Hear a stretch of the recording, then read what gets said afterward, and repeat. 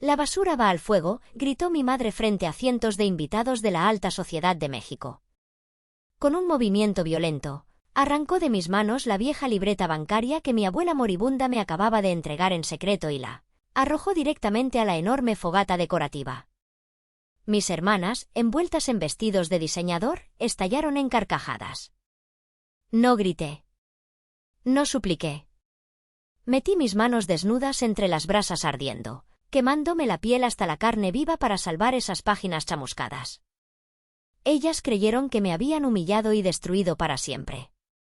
Pero lo que no sabían era que esa libreta quemada sería la misma arma que, semanas después, haría que su falso imperio se derrumbara y las obligara a rogarme de rodillas por piedad.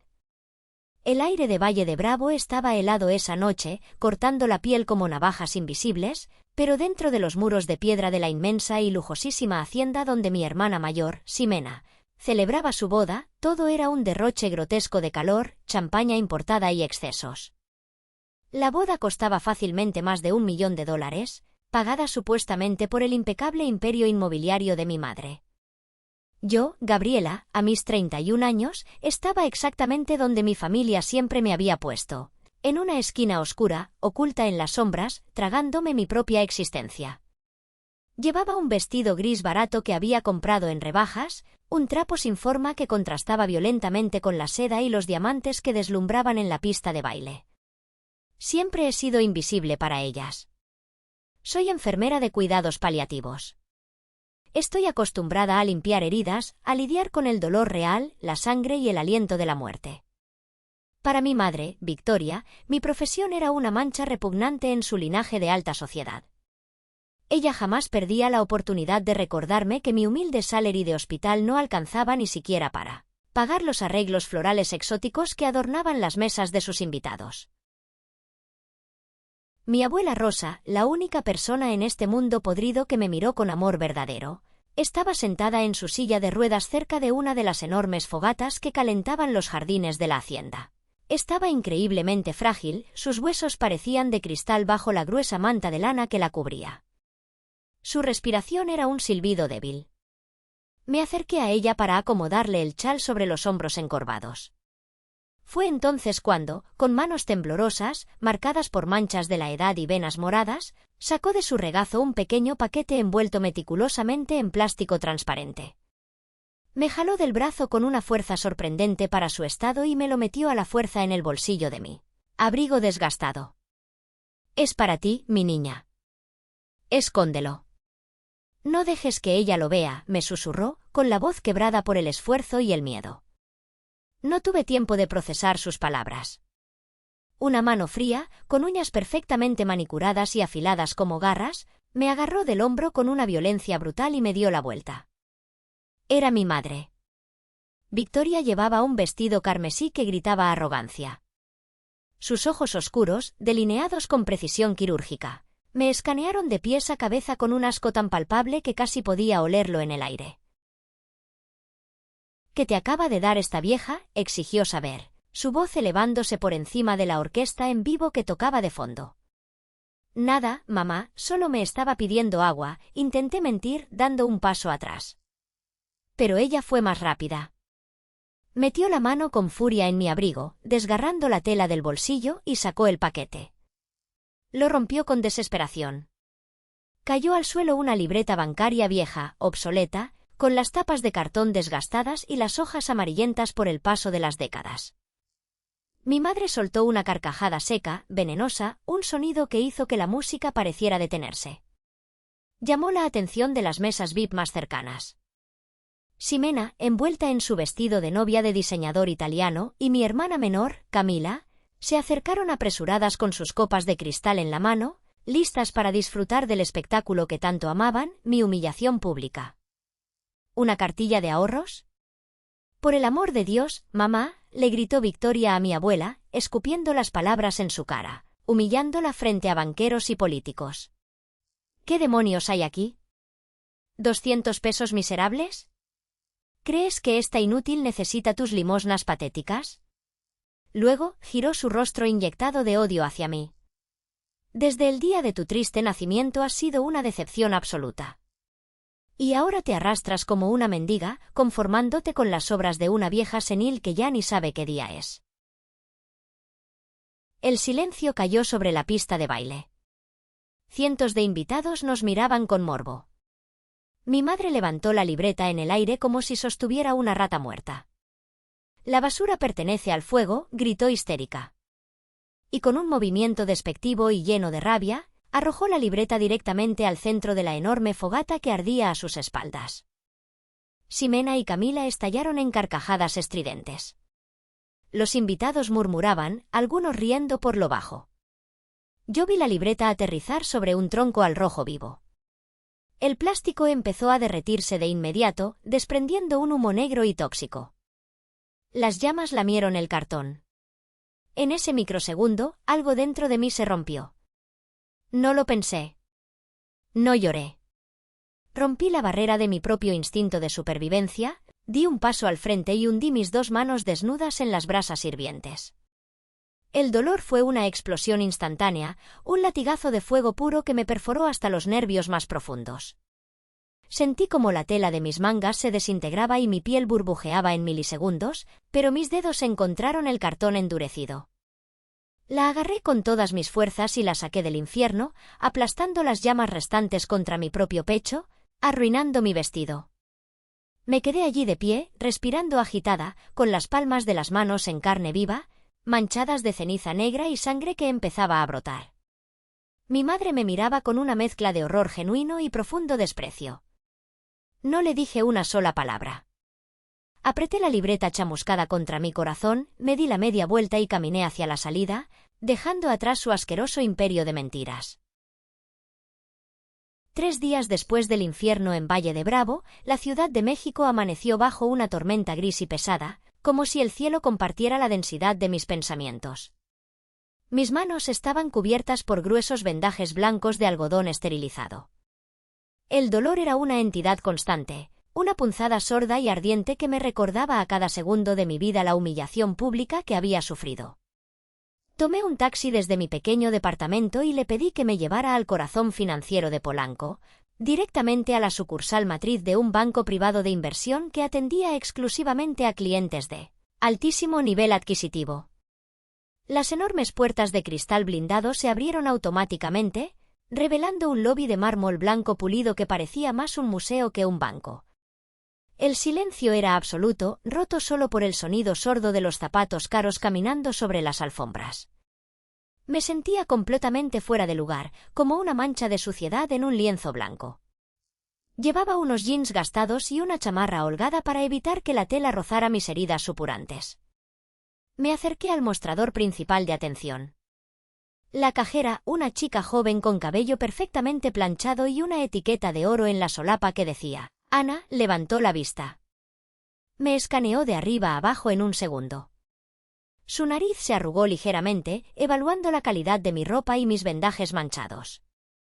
Claramente, yo no encajaba en su exclusiva cartera de clientes. Buenos días. Necesito verificar el estado y el saldo de esta cuenta, dije con una voz firme que no sabía que tenía, empujando la libreta bancaria chamuscada, con los bordes negros y todavía oliendo a humo de leña, sobre el frío cristal del mostrador. Ana la tomó con las puntas de 2 dedos, haciendo una mueca de evidente repulsión. Señorita, disculpe, pero estas libretas ya no se usan en esta institución desde hace por lo menos 3 décadas. Es casi seguro que esta cuenta fue cancelada por inactividad. Necesitaré una identificación oficial si quiere que revise el archivo muerto. Le entregué mi credencial de elector. Ella suspiró, claramente fastidiada por tener que perder el tiempo conmigo, y comenzó a teclear el largo y antiguo número de cuenta en el teclado de su computadora de última generación. Yo me preparaba mentalmente para escuchar que había unos cuantos miles de pesos olvidados, quizás lo suficiente para pagar las costosas cremas para quemaduras de 3er grado que necesitaba. De repente, el constante sonido de las teclas se detuvo en seco. Los dedos de Ana se congelaron en el aire. Parpadeó varias veces, incrédula, y acercó su rostro a la pantalla hasta casi tocar el monitor. El color huyó rápidamente de su cara, dejándola blanca y translúcida como el papel. Tragó saliva ruidosamente, y cuando finalmente levantó la vista para mirarme, sus ojos estaban desorbitados, llenos de un terror y un respeto repentino que me descolocó. «Señorita», susurró, su voz temblando de tal manera que apenas pude descifrar las palabras. «Señorita Gabriela, por favor, le ruego que no se vaya. No se mueva de este lugar. Tengo que llamar inmediatamente al director regional». Ana ni siquiera esperó mi respuesta. Presionó un botón rojo de emergencia debajo de su escritorio y salió corriendo tropezando con sus propios tacones hacia las oficinas de cristal del fondo. Mi corazón empezó a latir con una fuerza descontrolada contra mis costillas. ¿Qué estaba pasando? ¿Estaba la cuenta congelada por el gobierno? ¿Había cometido un delito federal al presentar un documento alterado por el fuego? Menos de un minuto después, las puertas de cristal esmerilado se abrieron de golpe. Un hombre mayor, vestido con un traje a la medida impecable que gritaba dinero antiguo y poder, salió apresurado. Era don Arturo Mendoza, el gerente general de la región. Se acercó a mí casi sin aliento. No miró mi ropa barata con asco, ni juzgó mis vendajes. Me miró directamente a los ojos como si yo fuera la dueña de todo el maldito edificio. «Señorita Gabriela Montes de Oca», preguntó, inclinando ligeramente la cabeza en una muestra de profundo respeto. «Soy Arturo Mendoza. Llevo más de 20 años sentado en esa silla esperando este exacto momento. Por favor, le suplico que me acompañe a la bóveda principal». Me guió a través de laberínticos pasillos restringidos hasta llegar a una pesada puerta circular de acero sólido. Entramos a una sala de juntas blindada, forrada en madera de caoba oscura. Me ofreció agua mineral, café gourmet, todo con una deferencia exagerada que me producía vértigo. Finalmente, se sentó frente a mí y abrió una gruesa carpeta de cuero negro que mandó pedir a los archivos centrales.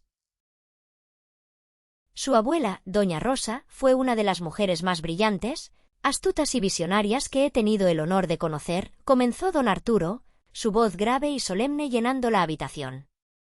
Hace más de 40 años, ella vino a esta misma sucursal y abrió este fideicomiso a largo plazo. Ella sabía perfectamente lo que iba a pasar con su familia. Ella conocía la oscuridad en el corazón de su hija Victoria. Así que ocultó esto con una estructura legal impenetrable. Todo el capital inicial se invirtió en empresas de tecnología emergentes, se reinvirtió constantemente, y jamás se tocó un solo centavo de los rendimientos. Era un fondo blindado, designado exclusivamente para usted, y solo se activaría si usted presentaba esa libreta física. ¿Cuánto es el total?, logré articular, sintiendo la garganta completamente seca. Esta era mi verdadera inheritance, el legado de la única persona que me protegió. Don Arturo giró un documento timbrado hacia mí y señaló la cifra final en el margen inferior con su pluma fuente, de oro macizo. El saldo actual, totalmente libre de impuestos tras las retenciones corporativas, y absolutamente a su nombre, señorita, es de $15.400.000 estadounidenses. El aire abandonó mis pulmones. 15 millones de dólares. Miré la libreta quemada que descansaba sobre la mesa de caoba. Mi madre había tenido más de 15 millones de dólares en la palma de su mano, y los había tirado al fuego llamándolos basura senil, ciega por su propia arrogancia y su necesidad enferma de aplastarme. Apreté mis puños vendados. El dolor agudo de las quemaduras me ancló de golpe a la realidad. No estaba soñando. Estaba poderosamente armada. Sentada en esa pesada silla de cuero en el interior de la bóveda del banco, con la vista clavada en esa cifra astronómica impresa en el papel oficial, el presente pareció desvanecerse a mi alrededor. El olor a dinero viejo y caoba fue reemplazado por el olor a desinfectante barato y lavanda sintética. Mi mente me arrastró violentamente de vuelta al pasado, forzándome a revivir los años de cicatrices invisibles que Victoria había tallado metódicamente en mi alma, desde que tenía memoria. Nunca logré entender racionalmente por qué mi propia madre me odiaba con tanta intensidad. Quizás era porque, a medida que crecía, mi rostro reflejaba cada vez más las facciones de mi padre, el hombre que huyó de nuestra casa cuando yo apenas caminaba. Tras su amargo y escandaloso divorcio, Victoria se transformó de una mujer herida en un monstruo implacable alimentado por las apariencias sociales y el resentimiento puro. En nuestra inmensa y fría mansión en las lomas de Chapultepec, Ximena y Camila eran tratadas como princesas herederas de una corona europea. Tenían clases particulares de ballet, guardarropas repletos de marcas de diseñador, y vacaciones anuales esquiando en Aspen o navegando en Europa. Yo, en cambio, era el fantasma de la casa. Yo era la que heredaba los uniformes escolares desgastados y la ropa que a Camila ya no le gustaba. La crueldad de Victoria no conocía límites legales o morales. Ella incluso logró falsificar firmas y manipular abogados para vaciar por completo mi college fund, el único dinero que mi padre había dejado en un fideicomiso para asegurar mi educación universitaria, usando cada centavo de esos fondos para pagar la obscena y extravagante fiesta de 15 años de Ximena. Cuando descubrí los estados de cuenta vacíos y le reclamé con lágrimas en los ojos sobre mi sueño de ir a la universidad, ella me acorraló contra la pared, me miró con un asco indescriptible y escupió: «Las mujeres grises y sin gracia como tú no estudian, Gabriela. Ustedes sirven. Agradece que te doy un techo y lárgate a trapear la cocina de servicio». Y lo hacía. Lo hice durante años.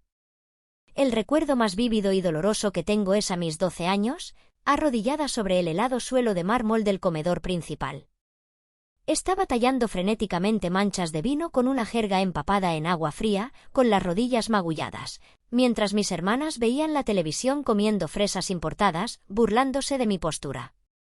Si Victoria inspeccionaba el piso y encontraba una sola mancha o una línea opaca, no me golpeaba. Su violencia era mucho más sádica y refinada. Me obligaba a lavar los inodoros de toda la casa utilizando un cepillo de dientes viejo, mientras se paraba detrás de mí, fumando, diciéndome en un tono monótono lo inútil, repulsiva y estúpida que era. Despedazó mi autoestima pieza por pieza, ladrillo por ladrillo, hasta convencerme a nivel celular de que yo no era digna de recibir amor, solo mera tolerancia condicional. La única luz parpadeante en ese abismo interminable era mi abuela Rosa. Ella vivía recluida en una pequeña habitación lúgubre al fondo de la propiedad. Cuando Victoria salía a sus interminables eventos sociales, la abuela me llamaba en secreto.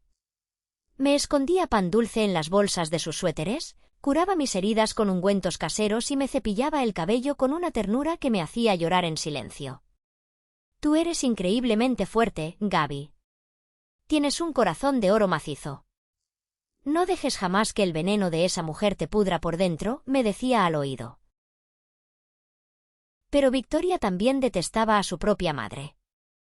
La abuela Rosa dependía totalmente de ella desde el punto de vista económico. Una tarde lluviosa, cuando yo tenía 14 años, Victoria regresó temprano y me encontró llorando desconsoladamente en el regazo de mi abuela. La furia que desató mi madre fue aterradora. Agarró a la anciana por el brazo frágil con tanta violencia que le dejó moretones en forma de dedos durante semanas. «Escúchame muy bien, vieja inútil y parasitaria», siseó Victoria, su rostro a centímetros del de mi abuela.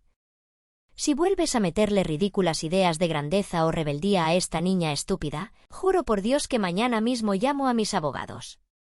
Voy a solicitar tu custody médica por demencia senil. Te voy a encerrar de por vida en el asilo estatal más asqueroso y hacinado que encuentre, donde te bañarán con mangueras de agua helada una vez a la semana y morirás rodeada de locos. ¿Me entendiste? Para protegerme a mí de más castigos, y para protegerse a sí misma de ese destino aterrador, la abuela se vio obligada a alejarse. Comenzó a tratarme con una frialdad calculada cada vez que Victoria o mis hermanas estaban cerca. Aprendimos a amarnos en el más absoluto de los silencios, con miradas fugaces.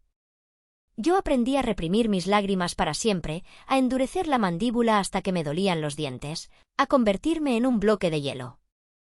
Por eso escogí ser enfermera, necesitaba huir de esa casa, ganar mi propio dinero, y rodearme de tragedias reales, de dolor auténtico y no del teatro plástico y venenoso de mi familia.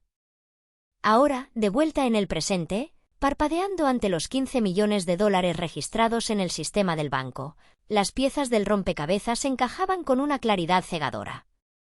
La abuela Rosa no había estado acobardada ni inactiva durante todos estos años de silencio. Había estado construyendo pacientemente una fortaleza de titanio para mí. Un arma de destrucción masiva.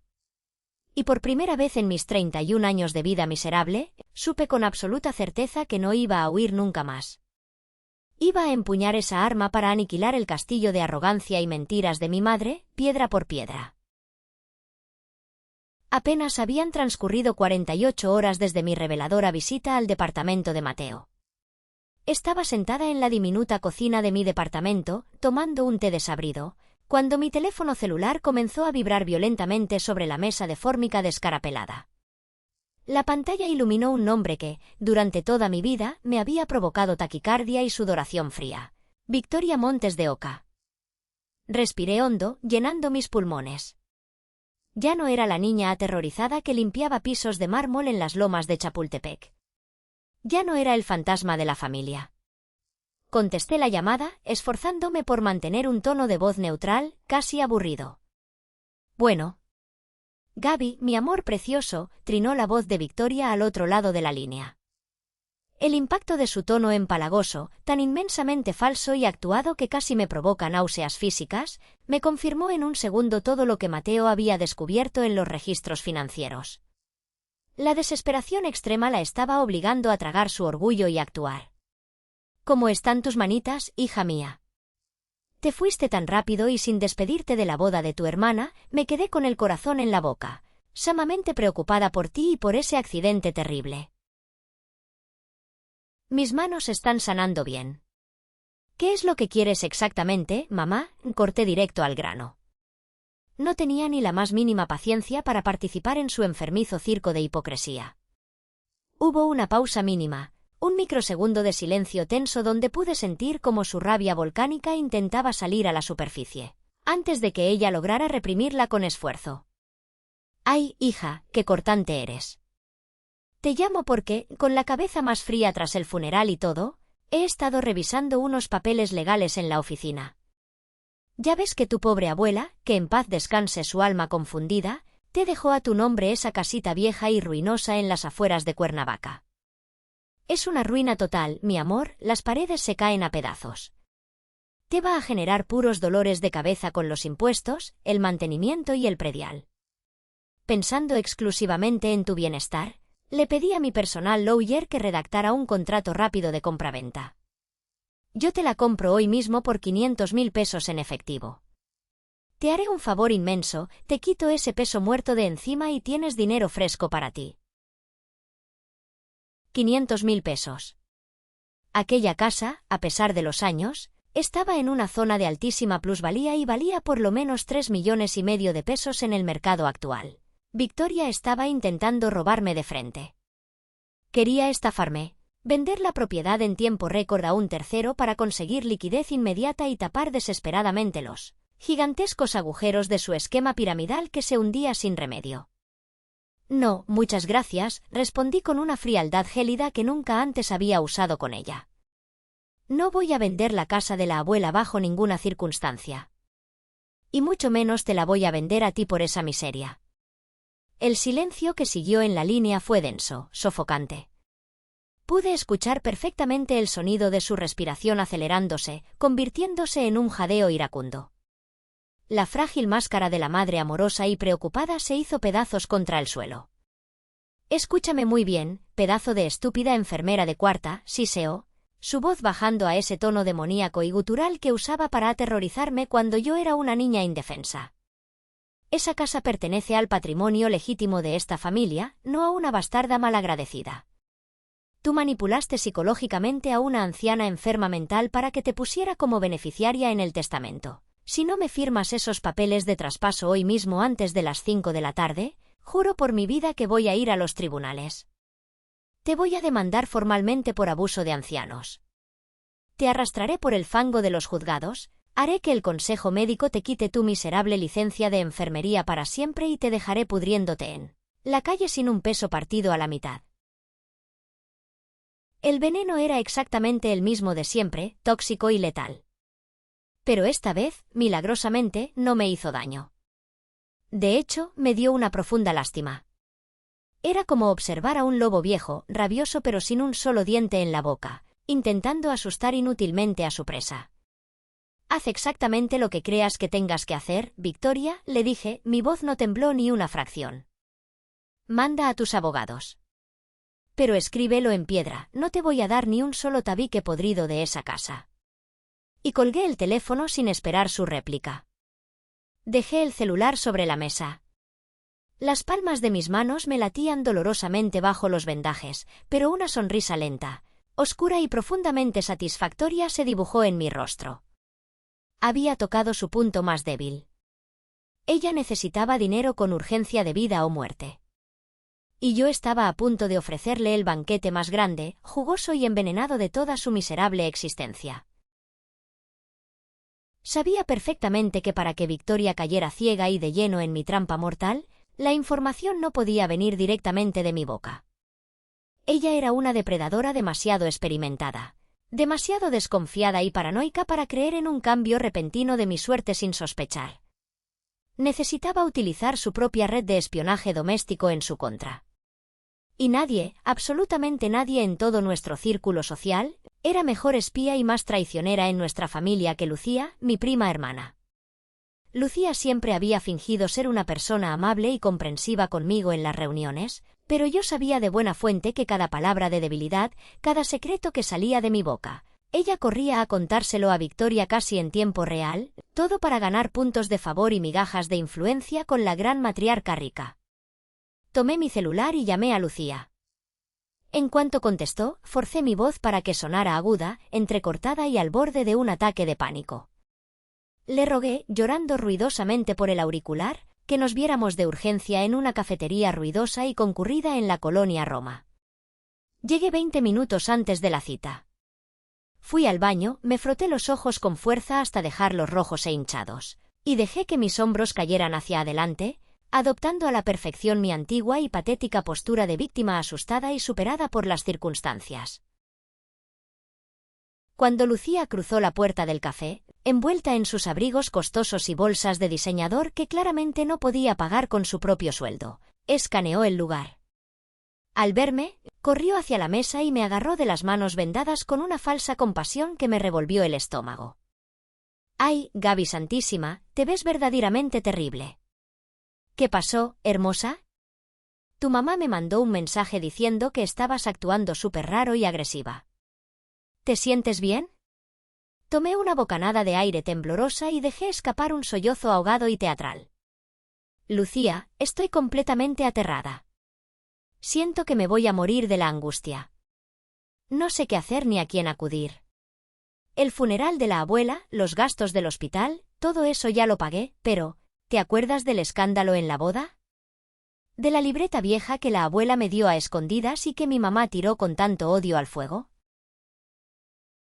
Los ojos de Lucía se abrieron de par en par, brillando instantáneamente con un morbo insaciable. «Sí, obvio que me acuerdo». «¡Qué oso, qué escándalo fue eso! Todos hablaron de eso. ¿Qué pasó? ¿Qué tenía esa basura adentro?» «Fui al banco ayer», susurré, inclinándome sobre la mesa de madera, mirando nerviosa y paranoica a los lados como si agentes secretos nos estuvieran espiando desde las otras mesas. Logré salvarla del fuego. Lucía, la libreta no estaba vacía. La abuela no estaba loca. Abrió un fideicomiso corporativo de alto rendimiento hace 40 años. Nunca se lo dijo a mi madre. Hay 15 millones de dólares en esa cuenta. Lucía dejó caer su costosa taza de latte sobre el platito con un golpe seco que derramó el líquido. Su mandíbula literalmente se desencajó. Parpadeó como si le hubieran dado una bofetada. ¿Estás bromeando?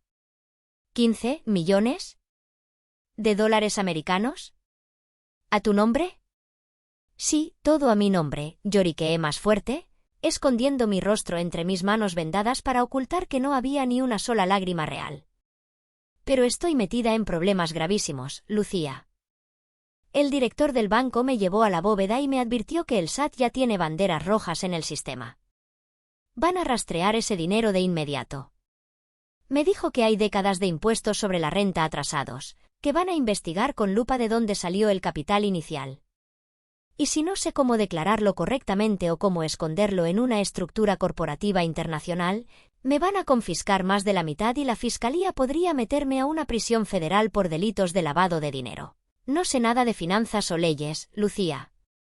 Soy solo una simple enfermera que cambia sueros. Tengo muchísimo miedo de ir a la cárcel. No se lo digas a mi madre, por lo que más quieras. Me mataría con sus propias manos si se entera de que tengo este dinero y estoy a punto de perderlo por ser una tonta ignorante. No, claro que no le diré nada, tu secreto está a salvo conmigo, dijo Lucía rápidamente, atropellando sus palabras, pero sus manos ya estaban hurgando ansiosamente dentro de su bolso de cuero buscando su celular. Su mirada estaba totalmente perdida, sus ojos moviéndose rápidamente mientras su cerebro calculaba la inmensa comisión o el favor vitalicio que Victoria le debería por entregarle esta mina de oro informativa. Tú quédate tranquila, Gaby de mi corazón. Todo se va a arreglar, ya verás. Me despedí de ella con un abrazo falso y salí apresurada de la cafetería. Al doblar la esquina y perderla de vista, mi llanto lastimero desapareció instantáneamente, reemplazado por una expresión de frialdad absoluta. Saqué mi teléfono del bolsillo y le mandé un mensaje de texto rápido a Mateo: el caballo de Troya está adentro. Prepara los documentos. Sabía, con la certeza de que el sol saldría al día siguiente, que en ese preciso momento Lucía estaba encerrada en el baño del café, marcando frenéticamente el número de Victoria. Y sabía que mi madre, acorralada como una rata por las auditorías del SAT y a 1 milímetro del colapso financiero total, al escuchar las mágicas palabras 15 millones de dólares, perdería cualquier rastro de raciocinio. La avaricia pura y la desesperación la cegarían por completo. El cebo estaba puesto, sangrando abundantemente en el agua, y la gran tiburona ya venía nadando a toda velocidad hacia la trampa. Esa misma noche, pasadas las 9, escuché golpes secos y autoritarios en la puerta de mi modesto y pequeño departamento en una zona popular de la ciudad. No necesité asomarme por la mirilla. Sabía perfectamente quién estaba del otro lado. Al girar la cerradura y abrir, me encontré frente a frente con Victoria. Llevaba puesto un imponente abrigo de cachemira color camello, gruesas gafas oscuras, a pesar de ser de noche y estar lloviendo, y su perfume francés excesivamente caro saturó inmediatamente el aire de mi pequeña sala, creando un contraste grotesco al mezclarse con el olor a humedad crónica que emanaba de mis paredes descascaradas. El solo hecho de que Victoria Montes de Oca pisara mi código postal era la prueba irrefutable de su desesperación absoluta. Entró dando zancadas sin esperar a ser invitada, quitándose los lentes con un movimiento dramático y mirándome con una expresión de profunda preocupación maternal ensayada que me dio escalofríos por lo realista que parecía. Era una actriz brillante, manipuladora hasta la médula, se lo concedo sin dudarlo. Gaby, mi niña, mi sangre hermosa, suspiró exageradamente, acercándose con los brazos abiertos para tomarme el rostro entre sus manos frías y llenas de anillos de diamantes.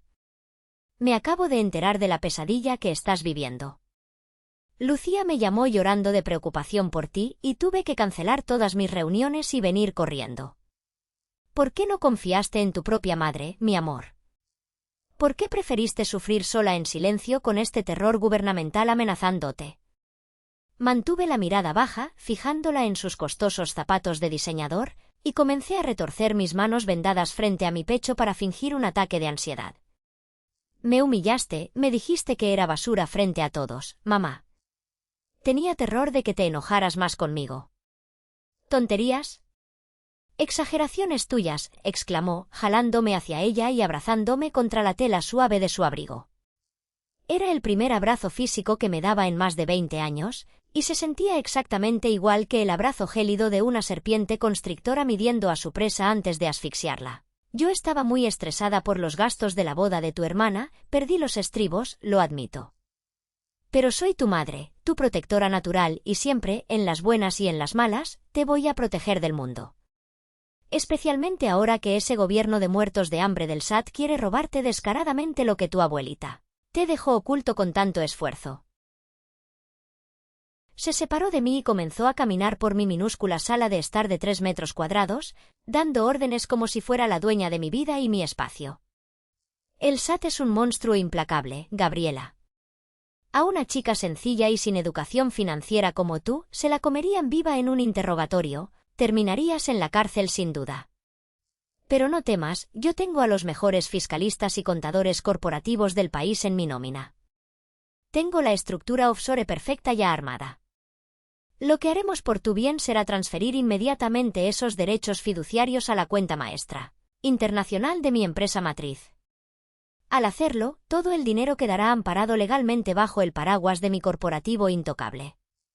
Yo, como presidenta, absorberé todo el impacto fiscal de golpe, moveremos los fondos y los esconderemos en los paraísos fiscales que manejamos en las Islas Caimán, y tú estarás completamente a salvo de cualquier persecución penal. A cambio, te daré una tarjeta de crédito Black sin límite para que dejes esta pocilga y vivas como la princesa que siempre debiste ser. Mentira. Cada sílaba que salía de su boca pintada de rojo era una mentira podrida y calculada. Su verdadero plan era obligarme a firmar la cesión irrevocable de derechos, robarse íntegros los 15 millones de dólares para inyectarlos en su esquema Ponzi colapsado, pagar sus deudas urgentes con los acreedores y dejarme a mí, la tonta enfermera, con toda la responsabilidad legal atada a mi nombre cuando el gobierno finalmente investigara los movimientos originales de la cuenta. Quería usar mi vida y mi libertad como un chaleco antibalas humano para salvarse a sí misma de la prisión. ¿Estás completamente segura, mamá? ¿Tú y tus abogados se harían cargo de todo el problema legal y penal? ¿No iré a la cárcel?, pregunté, haciendo mi voz pequeña, temblorosa y suplicante, jugando mi papel hasta el límite. Absolutamente de todo, te lo juro por mi vida, hija mía, sonrió ampliamente y por una fracción de segundo.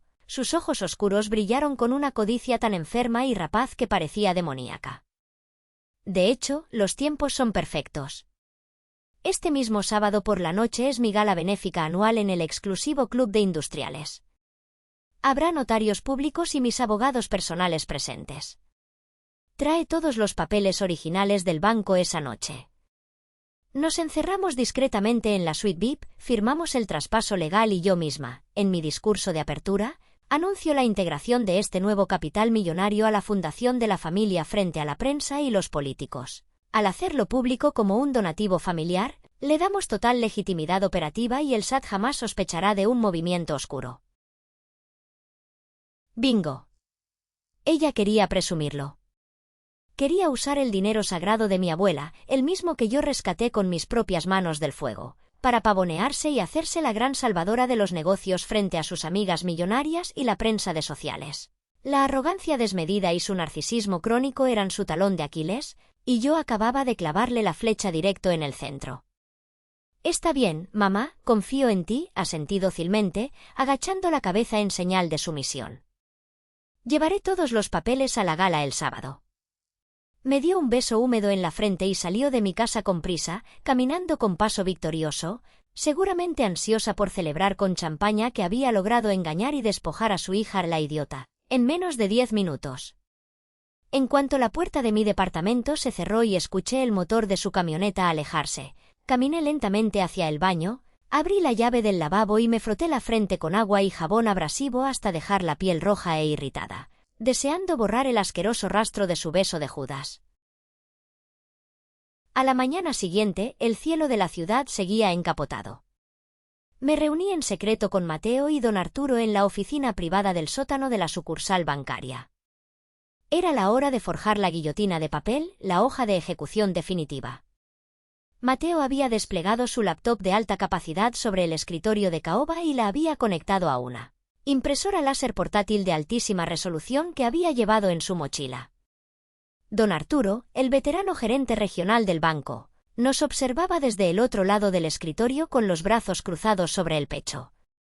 Una sonrisa sutil, casi imperceptible pero llena de profunda satisfacción, asomaba por debajo de su cuidado bigote canoso. Don Arturo, hablé primero, rompiendo el silencio denso de la bóveda, sintiendo un leve remordimiento ético por involucrar a un hombre de su edad e intachable trayectoria en este asunto turbio. ¿Está usted 100% seguro de que ni usted personalmente ni el banco se verán perjudicados legalmente por lo que estamos a punto de hacer? No quiero arruinar su carrera por mi guerra familiar. Señorita Gabriela, respondió el viejo banquero, ajustándose los lentes de armazón metálico con una calma glacial. Permítame contarle algo que su abuela jamás le dijo. Doña Rosa me salvó literalmente de la ruina financiera y de ir a la cárcel hace 30 años cuando yo era un joven e imprudente ejecutivo ahogado en deudas. Yo le juré por la vida de mis hijos que protegería su legado y la protegería a usted de los buitres con mi último aliento.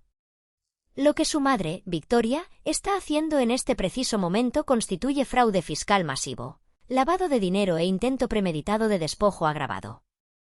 Lo que nosotros tres vamos a hacer en esta habitación hoy no es un delito, es, en el sentido más puro de la palabra, justicia poética. Desde el punto de vista estrictamente legal, los documentos que el joven auditor Mateo está redactando son impecables, vinculantes y devastadores. Mateo, cuyos dedos volaban sobre el teclado con una velocidad vertiginosa, asintió sin apartar la vista de la pantalla brillante. Aquí está la magia de la ingeniería social corporativa, Gaby. Victoria, con su mentalidad de depredadora arrogante, espera ver un documento que diga, acuerdo de cesión irrevocable de derechos fiduciarios. Y eso es exactamente lo que va a leer en el título principal, impreso en letras enormes, mayúsculas y en negritas en la parte superior de la página. Va a tener los costosos sellos de agua del banco, el membrete elegante, el formato tipográfico exacto y toda la presentación visual que sus costosos abogados están acostumbrados a ver y aprobar en 5 segundos. Se detuvo de teclear bruscamente, giró la pantalla de su laptop hacia mí y me miró fijamente a los ojos, con una intensidad que me puso la piel de gallina. Pero, en las cláusulas de abajo, en medio del texto denso, aburrido y microscópico legal que los ricos arrogantes jamás se detienen a leer porque asumen ciegamente que ellos siempre tienen el control absoluto de la situación, cambié radicalmente toda la terminología jurídica. Mateo presionó la tecla de impresión. La máquina zumbó y deslizó la primera hoja caliente sobre la mesa de mármol. La tomé con mis dedos vendados y la leí con extrema atención, mi corazón latiendo en mis oídos. Esto es una confesión directa y firmada, dije en un susurro, sintiendo como una corriente eléctrica de pura adrenalina recorría mi espina dorsal. Si ella pone su firma en este papel, no me está quitando los 15 millones, se está adjudicando formalmente, y ante sus propios notarios públicos, la autoría y responsabilidad total de su gigantesco esquema Ponzi y de 2 décadas de fraudes fiscales. Es evidencia directa, irrefutable y autoinculpatoria para meterla a una prisión federal de máxima seguridad sin derecho a fianza. Exactamente, Gaby, confirmó Mateo, imprimiendo las últimas 3 hojas del documento y grapándolas meticulosamente dentro de una pesada y elegante carpeta azul de cuero texturizado. Victoria está tan desesperada por ponerle las garras a esos 15 millones para no ir a la cárcel, y confía tan ciegamente en tu supuesta sumisión e ignorancia, que jamás en 1.000.000 de años se imaginará que tú tienes la capacidad mental, el rencor o la audacia táctica para tenderle esta trampa jurídica. Ella agarrará su pluma Montblanc de oro, firmará sin leer la letra pequeña, y con ese simple movimiento de muñeca, firmará su propia e irreversible sentencia de muerte financiera y penal. Don Arturo tomó la carpeta azul y con una prensa de hierro, selló la última página con el cuño en relieve oficial del banco para darle una autenticidad visual indiscutible. Luego, deslizó la carpeta por la mesa hasta que tocó mis manos. Pesaba. Pesaba como el plomo. Al sostenerla, supe que ya no eran las manos quemadas y aterrorizadas de una niña asustada de 12 años limpiando pisos. Eran las manos firmes y calculadoras de la verdugo de mi propia madre. Este sábado por la noche en la gala, murmuré, pasando mis yemas sobre la textura rugosa del cuero azul, sintiendo una paz profunda y oscura descender sobre mí. Le voy a dar a Victoria exactamente el espectáculo grandioso que tanto desea. Ella quiso humillarme con fuego. Yo le voy a llevar un incendio que consumirá su vida entera. Todo estaba fríamente calculado y listo. Las fichas estaban en el tablero. El escenario estaba lujosamente puesto. Solo faltaba que el telón de terciopelo se levantara para el último, el más violento y destructivo acto en la historia de la familia Montes de Oca. La noche del sábado cayó sobre la Ciudad de México con una brisa helada, pero el ambiente afuera del exclusivo club de industriales servía de lujo y ostentación. Decenas de camionetas blindadas negras se alineaban en la entrada, mientras los valet parking corrían de un lado a otro abriendo puertas a políticos, empresarios y socialites. Era la gala benéfica anual de la Fundación Montes de Oca. El evento cumbre de mi madre, su pasarela personal donde fingía ser la gran filántropa de la ciudad mientras, en secreto, su imperio se caía a pedazos por la corrupción y las deudas. Llegué en un Uber de categoría económica que se detuvo tímidamente detrás de un convoy de seguridad. Cuando puse un pie en la alfombra roja, sentí las miradas de desdén de algunos fotógrafos. Pero esta vez yo no era el fantasma asustado de siempre. No llevaba el vestido gris barato ni los suéteres holgados que usaba para esconderme del mundo. Esta noche llevaba un vestido rojo intenso, un diseño estructurado y elegante que había rentado con mis propios ahorros. El color rojo no era una casualidad, era una declaración de guerra. Era el color del fuego donde mi madre había arrojado la libreta de mi abuela. Mis manos seguían parcialmente vendadas bajo unos elegantes guantes de seda negra que me llegaban hasta los codos, ocultando las quemaduras pero dándome un aire de misterio que nunca antes había proyectado. Caminé con la espalda recta, la barbilla en alto, ignorando los murmullos.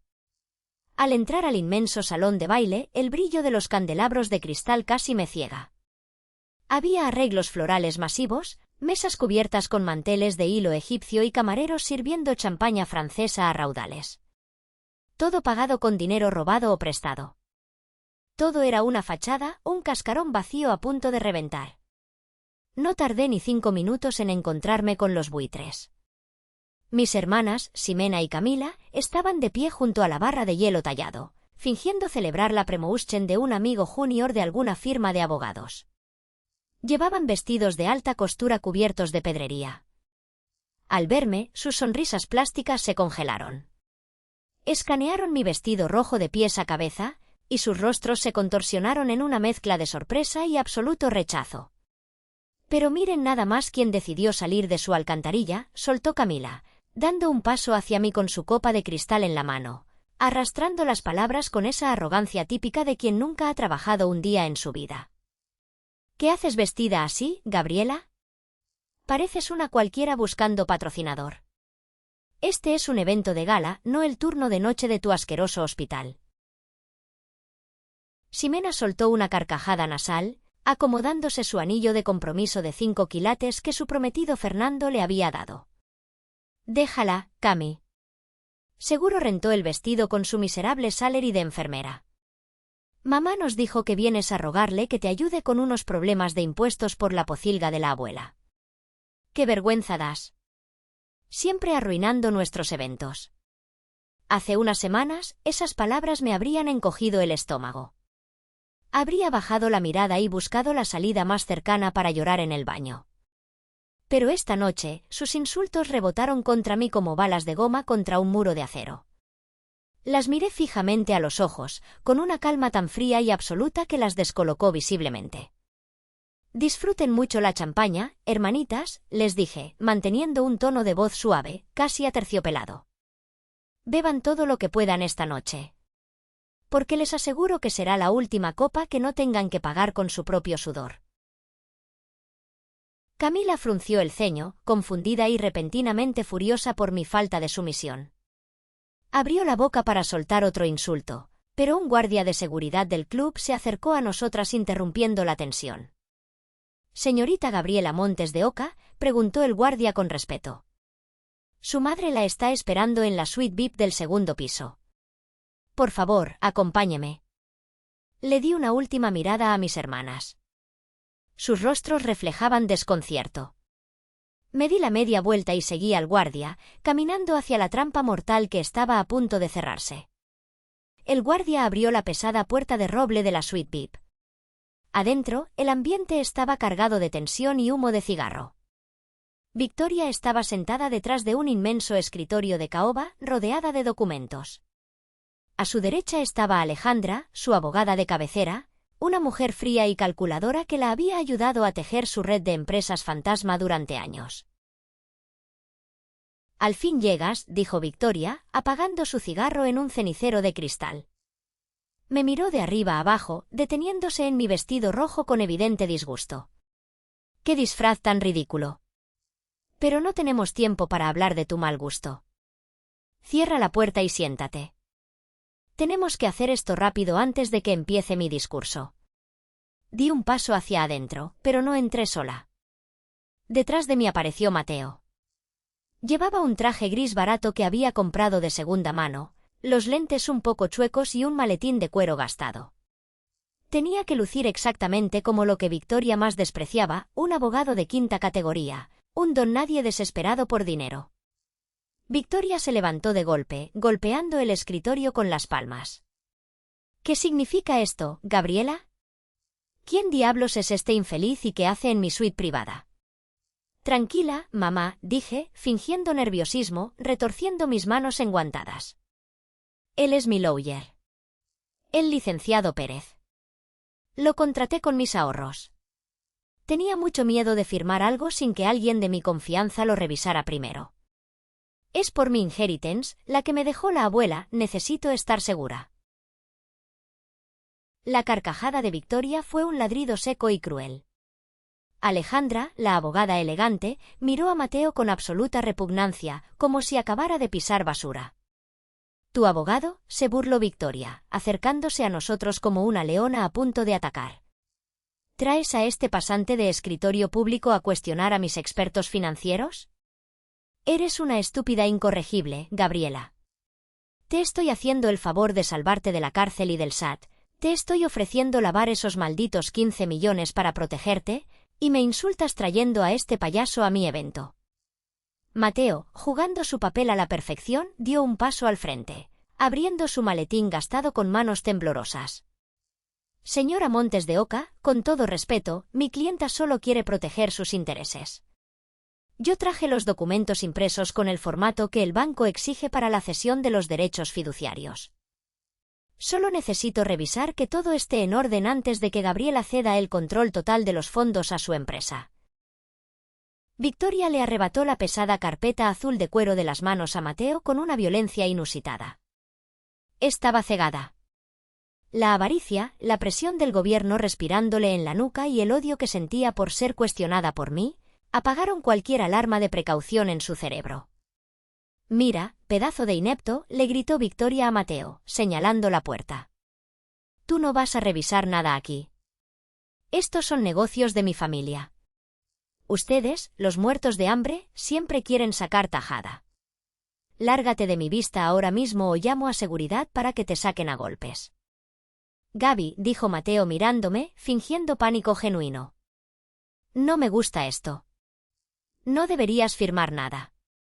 Podrían quitarte todo tu dinero sin respaldarte».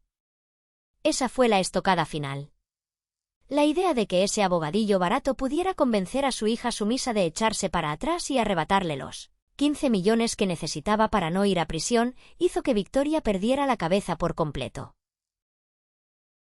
«Cállate la boca», rugió Victoria, su rostro enrojecido por la ira. Tiró la carpeta azul sobre el escritorio de caoba. Vio el título en letras grandes, Acuerdo de cesión irrevocable de derechos fiduciarios. Vio los sellos de agua del banco. No miró nada más. No leyó las cláusulas minúsculas. No leyó la declaración jurada de responsabilidad absoluta sobre las cuentas fantasma y los pasivos fiscales que Mateo había redactado minuciosamente. Victoria sacó su pluma Montblanc de oro del bolsillo de su saco. «Yo soy la dueña de esta familia y de todo lo que hay en ella. Y voy a firmar esto para acabar con tu maldito teatrito de una vez por todas, Gabriela». Con trazos rápidos, agresivos y llenos de soberbia, Victoria Montes de Oca firmó cada una de las 5 páginas del documento. Firmó al calce. Firmó al margen. Alejandra, su abogada, ni siquiera intentó detenerla, estaba igual de desesperada por inyectar ese dinero a las cuentas congeladas del corporativo. Cuando terminó, Victoria arrojó la pluma sobre el escritorio, cerró la carpeta y se la lanzó a Mateo al pecho. «Ahí tienes, basura. Ya está firmado ante testigos. El dinero es formalmente parte de mi estructura matriz. Ahora lárguense los dos al fondo del salón». No quiero ver sus caras de pobreza arruinando mis fotografías oficiales. Tomé la carpeta de las manos de Mateo. El cuero azul se sentía cálido. Miré la firma de mi madre. La tinta negra brillaba bajo la luz de la lámpara. El contrato estaba sellado.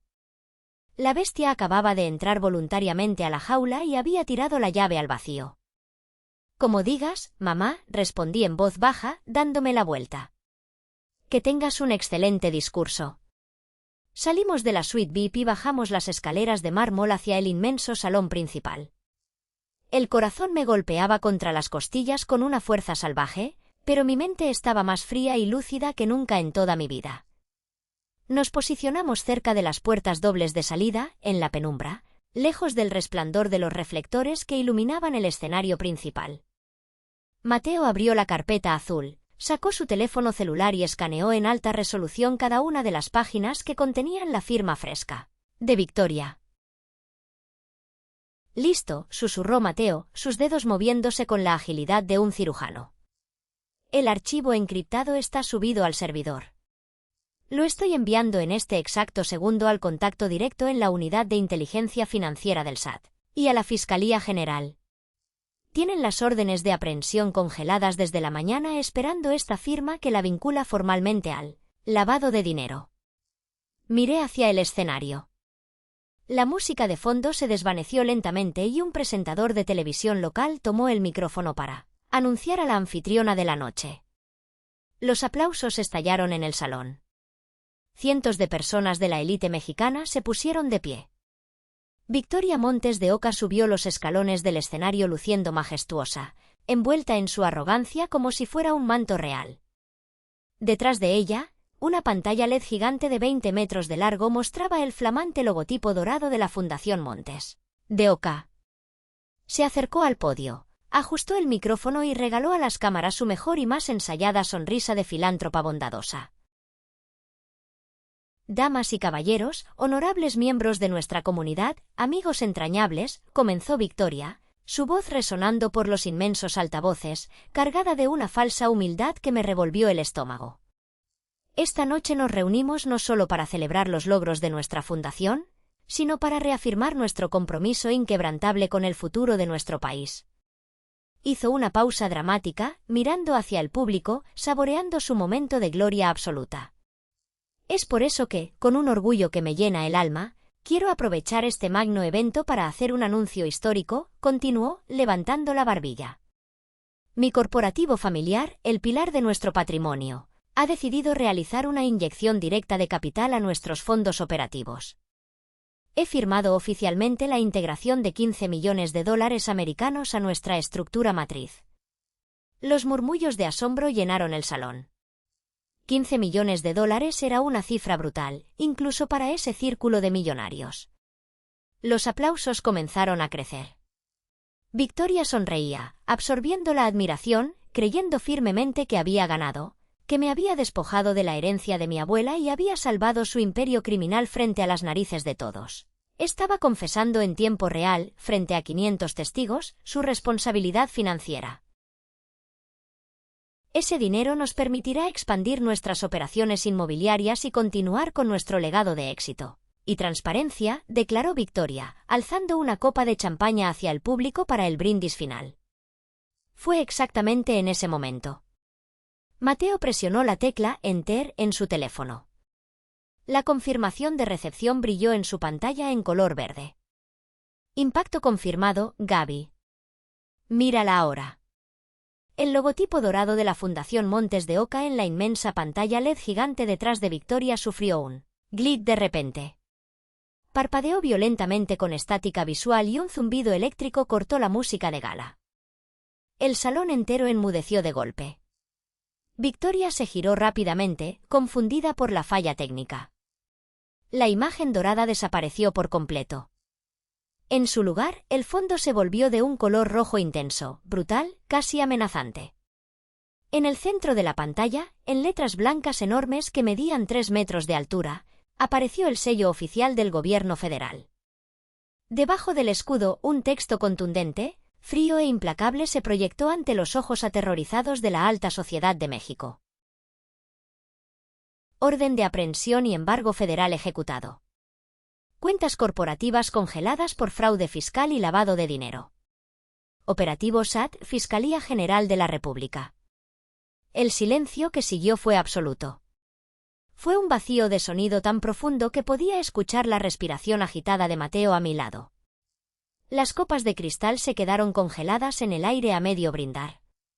La sonrisa de plástico de Victoria se derretió en su rostro, transformándose en una máscara de confusión y terror puro.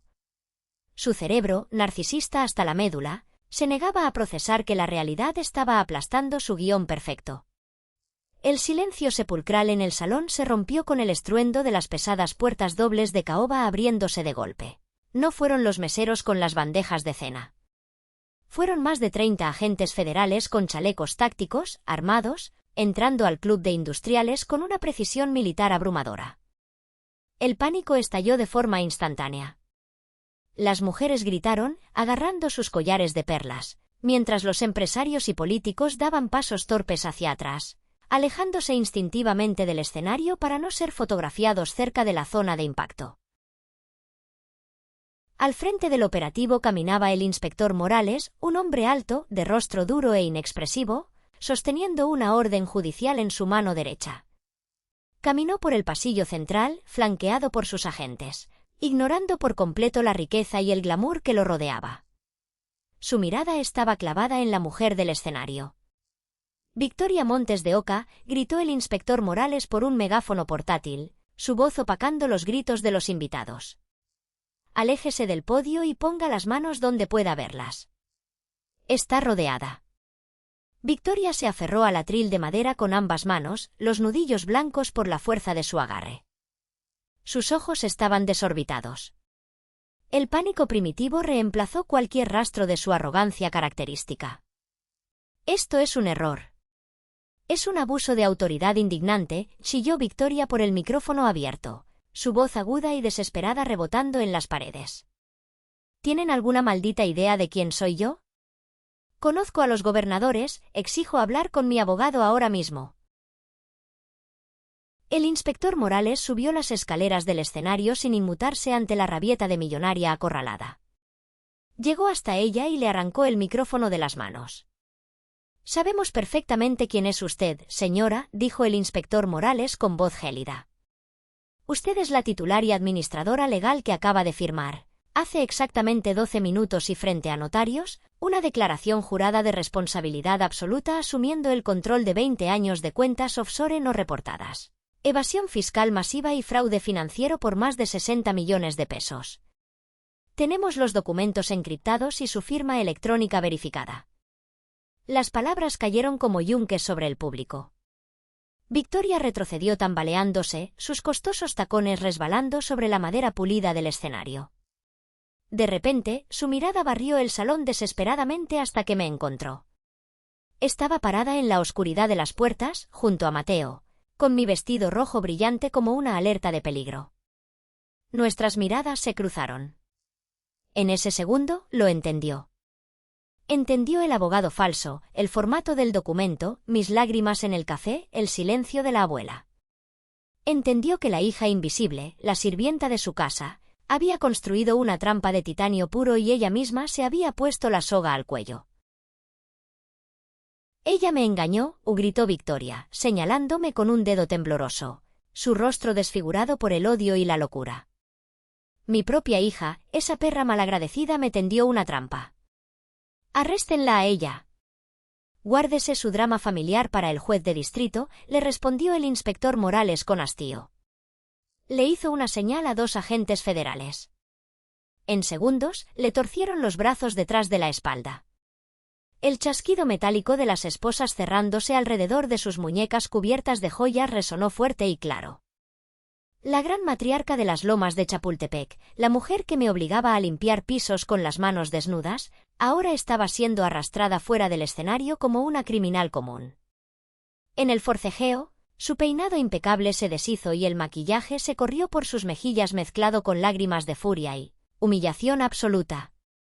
Los flashes de los fotógrafos, que minutos antes la retrataban como una reina, ahora la cegaban documentando su destrucción en primera plana. A pocos metros de nosotros, cerca de la barra, el caos también consumía a mis hermanas. Ximena, con la cara pálida y desencajada, intentaba agarrar del brazo a su prometido, Fernando. Pero Fernando, heredero de una familia tradicional que repudiaba los escándalos legales, no dudó un segundo. Se zafó bruscamente del agarre de Ximena, la empujó levemente hacia un lado, le dio la espalda y salió corriendo por la puerta lateral sin mirar atrás, abandonándola en la ruina.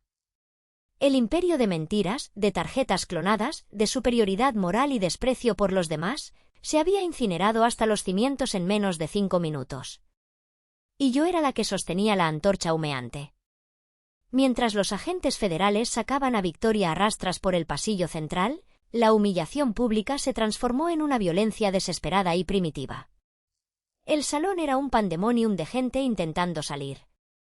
Yo me di la vuelta hacia el pasillo trasero para salir por la puerta de servicio, buscando aire fresco. Mateo caminaba a mi lado, protegiéndome de la multitud. De repente, la puerta doble de las cocinas se abrió con violencia. Era Camila. Mi hermana menor tenía los ojos inyectados en sangre, el maquillaje corrido y la respiración entrecortada como un animal acorralado. Ya no había rastro de la niña rica y arrogante. Solo quedaba la locura de saber que mañana amanecería sin un peso, sin tarjetas de crédito y con el apellido manchado para siempre. «Tú destruiste nuestra vida», chilló Camila, su voz desgarrándose.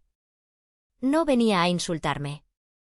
En su mano derecha, apretaba con fuerza la mitad de una copa de champaña de cristal que había roto contra una mesa. Los bordes dentados y afilados brillaban bajo la luz opaca del pasillo. Era puro instinto salvaje, el momento exacto en que la ilusión de poder se rompe y la verdadera naturaleza criminal sale a la luz. Camila se abalanzó sobre mí con el cristal roto apuntando directamente a mi rostro. No tuve tiempo de retroceder por mis vendajes. Pero no hizo falta. Mateo se interpuso en una fracción de segundo. Con un movimiento rápido y entrenado, agarró la muñeca de Camila en el aire, torciéndola brutalmente hacia atrás con un crujido sordo. Camila soltó un alarido de dolor y soltó el cristal roto, que se hizo añicos contra el piso de mármol. Mateo la empujó con fuerza contra la pared, inmovilizándola por completo mientras ella pataleaba y escupía insultos ininteligibles. 2 policías de la Secretaría de Seguridad Ciudadana que custodiaban las salidas escucharon el alboroto y entraron corriendo. Al ver el intento de ataque armado, sometieron a Camila de inmediato, arrojándola al suelo y poniéndole las esposas. Ximena llegó corriendo segundos después, llorando a mares al ver a su hermana menor esposada en el suelo y a su madre ya en la patrulla. Me acerqué a Camila, que sollozaba en el suelo, derrotada, rota, irrelevante. La miré desde arriba, sintiendo solo una inmensa y profunda lástima por el cascarón vacío que era. «El fuego quema, Camila», le dije en voz baja, mirándome las manos vendadas. «La diferencia es que yo aprendí a caminar entre las brasas. Ustedes se van a hacer cenizas». Di la media vuelta, tomé el brazo de Mateo y salimos finalmente a la noche fría de la ciudad. El aire nunca se había sentido tan puro. 3 meses después de esa noche, la vida había dado un giro violento y definitivo. Me encontraba sentada en la pequeña terraza de madera de la casita de Cuernavaca que me dejó la abuela Rosa. Estaba tomando un café, escuchando el canto de los pájaros al amanecer. En la mesa había un periódico local. La foto principal mostraba a Victoria Montes de Oca usando el uniforme beige del penal femenil de Santa Marta Acatitla.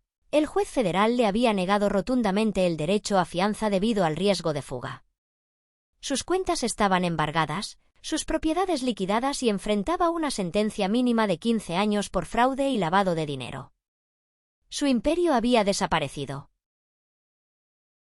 Mis hermanas corrieron con una suerte poética. Sin dinero, sin estudios reales y rechazadas por toda la alta sociedad que antes les besaba los pies, se vieron obligadas a buscar trabajos reales. Ximena y Camila ahora compartían un cuarto de azotea rentado y trabajaban dobles turnos como demostradoras en una tienda departamental de bajo costo, aguantando los mismos insultos clasistas que ellas escupieron toda su vida. Miré mis manos. Las vendas ya no estaban. Me habían quedado cicatrices rosadas e irregulares en las palmas, marcas de quemaduras profundas que llevaré hasta el día de mi muerte. Pero no me avergüenzan. Son mi medalla de honor. Son la prueba física de que no me rendí. El fideicomiso de los 15 millones de dólares ya estaba legalmente a mi nombre, limpio, sin problemas fiscales gracias a la brillante estrategia de Mateo y don Arturo. ¿Qué hice con el dinero? No compré joyas, ni vestidos de diseñador, ni una mansión en las Lomas. Pagué la hipoteca de Mateo para que abriera su propia firma forense. Y el resto lo utilicé para abrir una clínica comunitaria de cuidados paliativos y oncología gratuita que lleva el nombre de mi abuela Rosa. Sigo siendo Gabriela. Sigo siendo enfermera. Sigo viajando en metro y comprando ropa en rebajas. La diferencia es que ahora entiendo el verdadero poder. El dinero no es para humillar a los demás, ni para comprar una falsa superioridad moral. El dinero es una barrera, un muro de titanio puro para asegurar que nadie, absolutamente nadie, te vuelva a mirar desde arriba y te diga que tu vida es basura. Esa noche en la boda, mi madre quemó mi herencia creyendo que me estaba destruyendo. Lo que no sabía es que el fuego no destruye el oro, solo lo purifica, lo endurece y lo prepara para cortar cabezas. Gracias por quedarte y escuchar mi historia. Espero que esto te haya resonado de alguna manera, especialmente si alguna vez te han hecho sentir que no vales nada en tu propia familia. No están solos, y la justicia a veces tarda, pero cuando llega, golpea con la fuerza de un huracán. ¿Alguna vez te has encontrado en una situación similar? Déjenme saber en los comentarios, los leo a todos. Y si llegaste hasta este segundo del vídeo, eres parte del de 1% Club. Solo las personas más leales y fuertes ven las historias hasta el final. Demuéstralo comentando la letra W de Winner aquí abajo. Esa será nuestra señal secreta para saber que eres de los ganadores que nunca se rinden. No olvides dejar tu like y darle follow al canal para que sigamos compartiendo estas historias reales y crudas juntos. Nos vemos en el próximo vídeo, un abrazo fuerte.